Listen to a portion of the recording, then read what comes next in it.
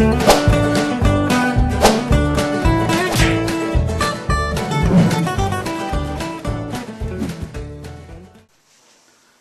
YouTubers, well glassed or Marty, I've seen it all. I was just watching the Man City game against Everton and some silly bastards come and handcuffed himself to the bloody goalposts. What's the bloody world coming to, eh? I mean, what was he going to gain by it?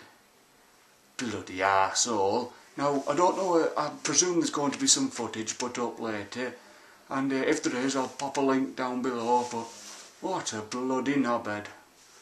Anyway, just thought I'd fill you in so you can have a look for it yourselves. Cheerio.